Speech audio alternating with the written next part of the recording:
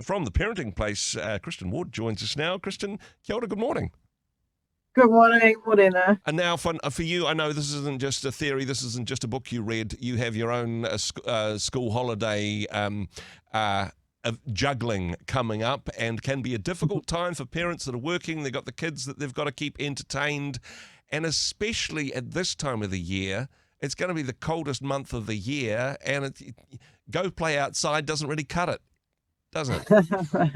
Yeah, I think there's quite a few parents who are a bit shocked at how short term 2 was. Yep. It just sort of feels like there was like a couple of public holidays in there, and now we're on holiday again, and it is a juggle for a lot of parents. I think we should be moving King's birthday to somewhere in term 3 to give us all a break. Oh, yeah, that sounds like a very good idea indeed. I mean, hey, a juggle is one thing, though, but actually this can be quite serious for some parents who actually get overwhelmed by all of this. And quite seriously, there'll be people listening to this at the moment who are looking, well, they're not looking forward, they're looking ahead with dread towards, how are we going to cope? How are we going to manage all of this to keep the kids busy and entertained and not squabbling and managing my other responsibilities during the week? How do we do this without drowning, Kristin? Yeah, such a great question. I mean, the first thing I'd say is we really we can school ourselves to notice the things that are less stressful about the school holidays. Mm-hmm. The lack of after school activities or evening sports practices, Yep. The lack of lunchbox making. Like, give yourself sort of a chance to appreciate and notice that there are some good things about the school holidays, and there's Yep. a bit more time with the kids and things like that. But for sure, for some parents, it's really stressful, and they have like you say, a bit of a dread relationship with the school holidays. The thing about stress is it's a bit like a overflowing bucket. Yeah. And we can feel like we're right at the top of the bucket, and now we've got 2 weeks of looking after the kids around the clock, and it just feels like parents can be really worried that they're going to feel overwhelmed, or that they're going to get irritable, and it's not going to be a fun atmosphere. The thing about a really full bucket is it doesn't matter what you take out of it. It helps to bring the stress levels down. Yeah. And so we can really get creative and just give ourselves permission to cut some corners, whether it's have a few very easy dinner plans, Yeah. whether it's, some of the things that sort of bug us, we've got lots of chores to do in the school holidays. I've got a couple of very shaggy-haired young men that need haircuts, and they need haircuts every school holidays. Yeah.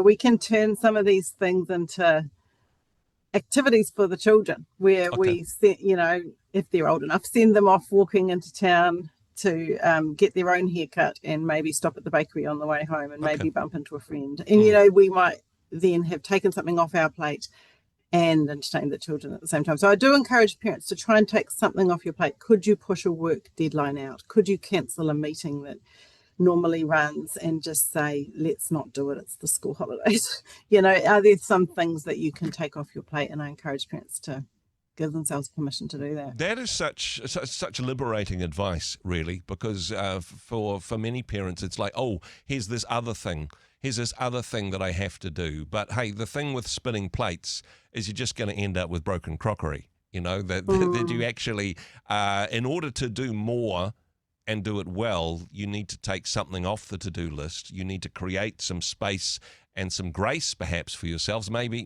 the standard of cleanliness in your house goes down significantly during the school holidays. Exactly. It doesn't matter, because surviving's more important than winning a home and garden competition, right? Yeah, it is basically just maths. If something big is being added in, like 2 weeks of supervising children, something has to come out of the bucket.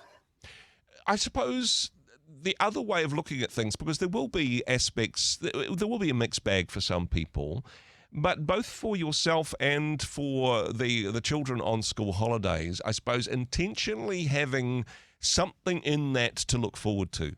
I suppose having an activity or an event or a celebration, I mean, not saying, hey, every day's got to be like Disneyland, but having one thing in the school holidays to be able to focus on, to look forward to. You don't want to have it right at the beginning. You don't want to have it right at the end. But is that a way of, I suppose, getting through it? Is I suppose, having a milestone activity in the middle of the school holidays?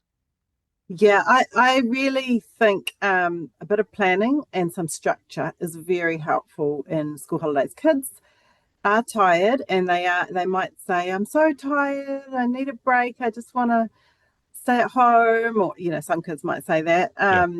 But I do think kids, after a day or two of that, they need some structure imposed, and some good things to look forward to, activities.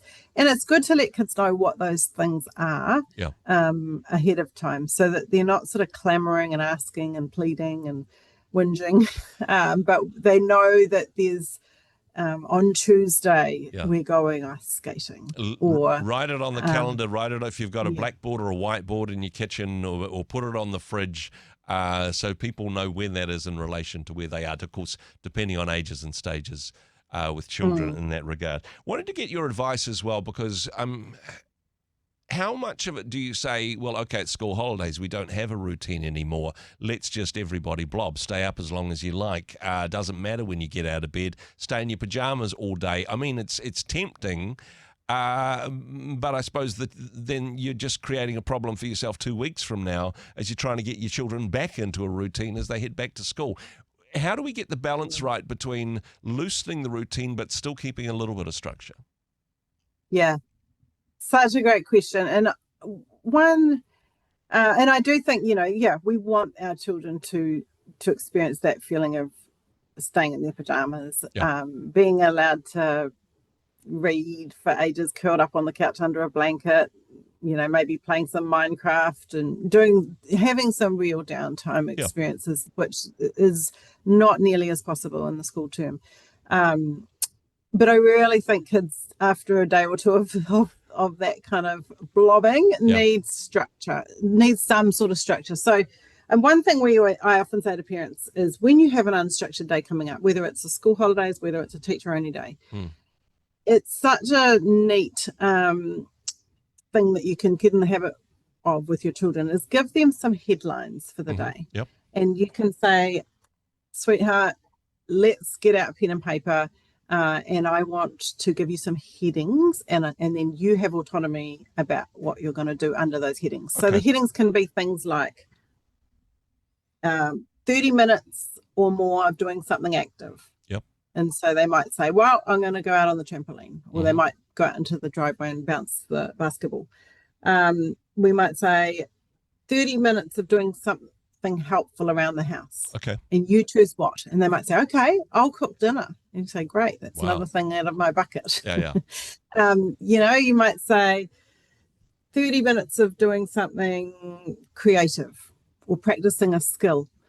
So kids might, different things. They might say, I'm going to do my guitar today. I'm going to practice my guitar for ages and learn this new song. Or they might do some art.